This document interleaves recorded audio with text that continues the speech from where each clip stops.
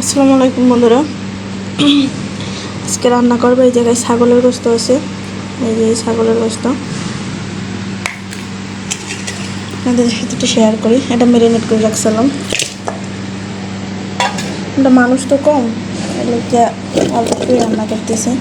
আলু, আদা, রসুন, জিরে টিরে সব মিলিয়ে এলাচ দারচিনি, ঠিক আছে, সব মিলিয়ে রাখছি। চার দিলাম না, বেশি হয়ে যায়। তারপর দিয়ে দেব পরিমাণ মতো মরিচের গুঁড়ো,